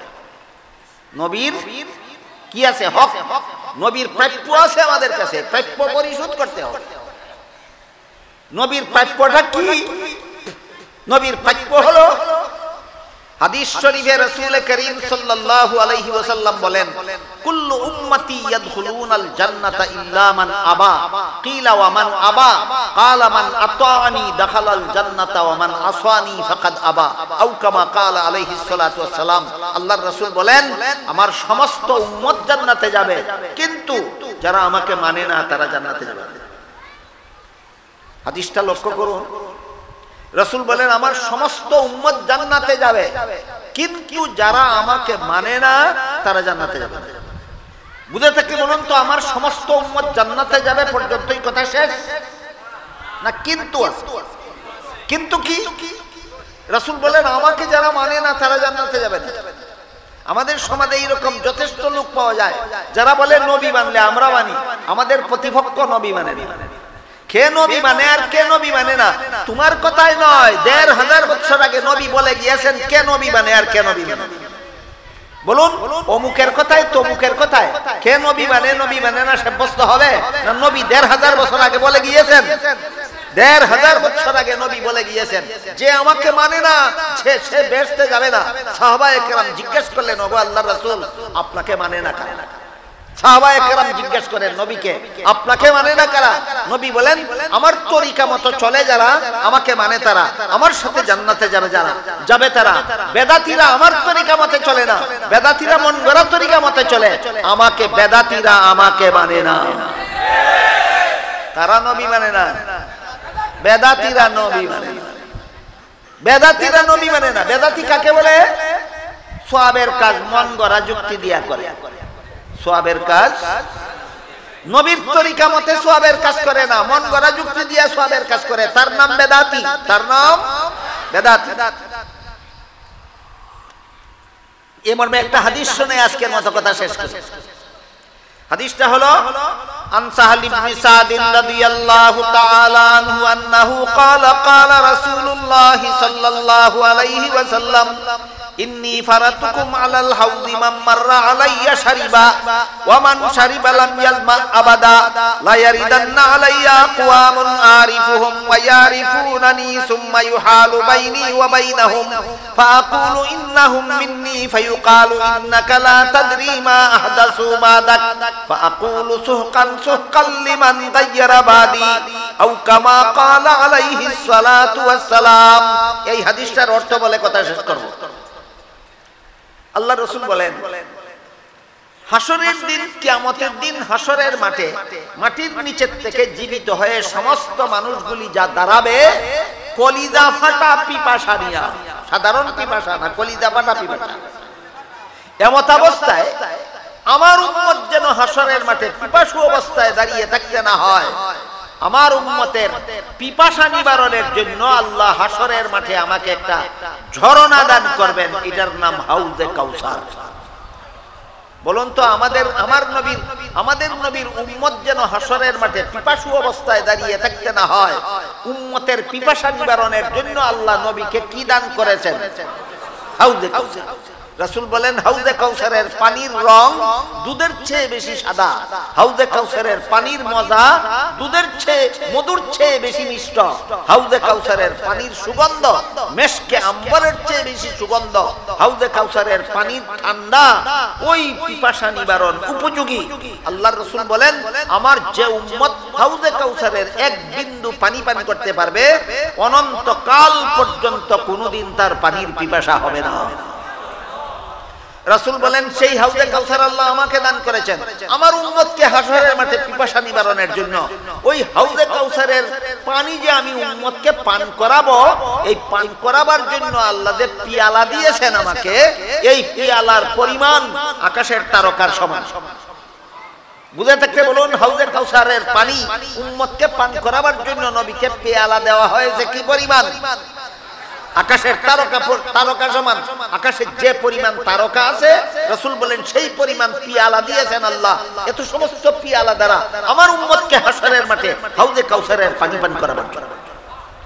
এমত অবস্থায় কোন উম্মত যদি আমার আগে হাউজে কাউসারের পাশে যায়, তাহলে তো সেখানে আমাকে পাবে না। বলুন, নবী যাওয়ার আগে যদি উম্মত যায়, পাবে নবীকে? পাবে না, না পেয়ে নিরাশ হবে। এভাবে আমার কোন একটা উম্মত যেন আমাকে না পেয়ে নিরাশ না হয়, এই জন্য তোমাদের কেউ হাউজে কাউসারের পাশে যাওয়ার আগে, সকলের আগে আমি হাউজে কাউসারের পাশে। বুঝে থাকলে বলেন কিয়ামতের দিন হাউজে কাউসারের পাশে কোন উম্মত আগে যাবে না সকলের আগে নবী যাবেন? এরপরে আমার উম্মতেরা দলে দলে হাউজে কাউসারের পাশে যেতে থাকবে, আর আকাশের তারকার মতো অসংখ্য পিয়ালার দ্বারা আমি আমার উম্মতকে হাউজে কাউসারের পানি পান করাতে থাকবো। এক বিন্দু হাউজে কাউসারের পানি যে উম্মতের উদরে প্রবেশ করবে, অনন্তকাল পর্যন্ত আর কোনোদিন তার পানির পিপাসা হবে না। তারপরে রাসূল বলেন দলে দলে যেতে থাকবে উম্মতেরা আমার, আর হাউজে কাউসারের পানি পান করাতে থাকবো। এমত অবস্থায় আমার উম্মতের বহু দল এমনও যাবে যারা আমাকে চিনবে, আমি মুহাম্মদুর রাসূলুল্লাহ সাল্লাল্লাহু আলাইহি ওয়াসাল্লাম, আর আমিও এদেরকে চিনবো। এরা আমার উম্মতের বিভিন্ন দল, আমার উম্মতের বিভিন্ন দল। বিভিন্ন দলগুলি কোন দল একটু পরে বুঝবেন। আল্লাহর রাসূল বলেন এরা আমার কাছে যাওয়া মাত্রই আল্লাহর পক্ষ থেকে এদের মধ্যে আর আমার মধ্যে আড়াল সৃষ্টি করে দেওয়া হবে। আমি আর এদেরকে হাউজে কাউসারের পানি পান করাতে পারবো না। আল্লাহকে বলবো, হে আল্লাহ, হাউজে কাউসার আমাকে দান করেছেন আমার উম্মতকে পান করাবার জন্য, এরাও তো আমার উম্মতের বিভিন্ন দল, এদেরকে হাউজে কাউসারের পানি পান করাতে দিলেন না কেন? আল্লাহ, আপনি আড়াল সৃষ্টি করে দিলেন কেন? আল্লাহ পাক রব্বুল আলামিনের পক্ষ থেকে জবাব দেওয়া হবে, আপনি জানেন না, এরা আপনার উম্মতের বেদাতি দল, এরা আপনার উম্মতের বেদাতি দল। বেদাতি দল মানে এরা আপনার তরিকা মতো নামাজ পড়ে না, মন গড়া মতো নামাজ পড়ে, আপনার তরিকা মতো রোজা রাখে না, মন গড়া মতো রোজা রাখে, আপনার তরিকা মতো ঈদ করে না, মন গড়া মতো ঈদ করে, আপনার তরিকা মতো দুরূদ শরীফ পড়ে না, মন গড়া মতো দুরূদ শরীফ পড়ে, আপনার তরিকা মতো দোয়া করে না, মন গড়া মতো দোয়া করে, আপনার তরিকা মতো আযান দেয় না, মন গড়া মতো আযান দেয়। যখন আল্লাহ বলবেন এরা আপনার উম্মতের বেদাতি দল, তখন রাসূল বলবেন সুহকান সুহকাল লিমান গায়্যারা বাদি, এই বেদাতীরা আমার কাছ থেকে দূরে সরে যাও, আমার হাউজে কাউসারের পানি বেদাতীদের জন্য নয়। সুতরাং আমাদের কাছে নবীর কোনো প্রাপ্য নাই। কি প্রাপ্য? জীবনের সকল কাজ নবীর তরিকা মতো করব, যে আমার কাছে আমার নবীর প্রাপ্য, আমার কাছে আমার নবীর হক, আমার কাছে আমার নবীর হক। সংসারের যত কাজ আছে এইগুলিও নবীর তরিকা মতে করব, ধর্মের যত কাজ আছে সেইগুলিও নবীর তরিকা মতো করব। হাসরের মাঠে নবী আমাকে হাউজে কাউসারের পানি পান করাবেন। সংসারের কাজ যে নবীর তরিকা মতে করলে কি পরিমাণ সওয়াব হয়, এর একটি হাদিস শুনুন। হাদিস শরীফে রাসূল করিম সাল্লাল্লাহু আলাইহি ওয়াসাল্লাম বলেন, আমার উম্মতের যে ব্যক্তি এশার নামাজ জামাতের সাথে পড়ে ঘুমাবে, জামাতের সাথে নামাজ পড়লো মানে নবীর তরিকা মতে পড়লো, জামাতের সাথে নামাজ পড়লো মানে নবীর তরিকা মতে পড়লো। রাসূল বলেন আমার যে উম্মত এশার নামাজ জামাতের সাথে পড়ে ঘুমাবে, অর্ধেক রাতের ঘুম তার ইবাদতে লেখা হবে। আবার ঘুম থেকে জাগার পর ফজরের নামাজ জামাতের সাথে পড়লে বাকি অর্ধেক রাতের ঘুম ইবাদতে লাগা হয়ে যাবে। এমনকি রাসূল ব্যাখ্যা করে বলেন, যে উম্মত এশার নামাজ জামাতের সাথে পড়ে ঘুমাইলো আর ঘুম থেকে জাগার পরে ফজরের নামাজটাও জামাতের সাথে পড়লো, এই উম্মত এশার পর থেকে ফজর পর্যন্ত সারা রাত যত ঘুম ঘুমাইলো সারা রাতের ঘুম তার ইবাদতে লেখা হয়ে গেল। এই হাদিসের দ্বারা পরিষ্কার হয়ে গেল, আমি যদি সংসারের কাজটাও নবীর তরিকা মতে করি, সংসারের কাজেও আমি ইবাদতের সওয়াব পাই। সংসারের কাজে যদি নবীর তরিকা মতে করি, সংসারের কাজেও কি পাই? ইবাদতের সওয়াব পাই। পক্ষান্তরে ধর্মের কাজ যদি মন গড়া মতে করো, আল্লাহ রাসূল বলেন, ইয়াকুম ওয়া মুহদাসাতিল উমুর ফাইন্না কুল্লা মুহদাসাতিন বিদআতুন ওয়া কুল্লা বিদআতিন দালালা ওয়া কুল্লা দালালাতিন ফিন্নার, আও কামা ক্বাল আলাইহিস সালাতু ওয়াস সালাম। রাসূল বলেন, সাবধান আমার উম্মত মুসলমান, ধর্মের কাজ মন গড়া ভাবে করবে না। ধর্মের কাজ মন গড়া ভাবে করলেই বেদাত। যে বেদাত করবে জান্নাতের পথ হারাবে, জান্নাতের পথ যে হারাবে সে হাউজে কাউসারের পানি পাবে না, সে জাহান্নামে যেতে বাধ্য হবে। সুতরাং আমার কাছে আমার নবীর প্রাপ্য হলো আমি যেন বেদাত করতে করতে মরি না, নবীর তরিকা মতো জীবন যাপন করে মরি, নবীর তরিকা মতো জীবন যাপন করে মরি। এটা আমার কাছে আমার নবীর প্রাপ্য। এই জন্য নবী বলেছেন, সমস্ত উম্মত বেহেশতে যাবে, কিন্তু যারা আমাকে মানে না তারা বেহেশতে যাবে না। নবীকে মানে না কারা? মন গড়া মতো ধর্মের কাজ করে যারা। নবীকে মানে না কারা? মন গড়া মতো ধর্মের কাজ করে যারা। আল্লাহ আপনাদের আমাদের সবাইকে নবীর মান মর্যাদা বুঝে এই নবীর প্রাপ্য পরিশোধ করে কিয়ামতের দিন হাউজে কাউসারের পানি নসিব হওয়ার তৌফিক দান করুন। সবাই বলুন আমিন। সুবহানা রাব্বিকা রাব্বিল ইজ্জাতি আম্মা ইয়াসিফুন ওয়া সালামুন আলাল মুরসালিন আলহামদুলিল্লাহি রাব্বিল আলামিন।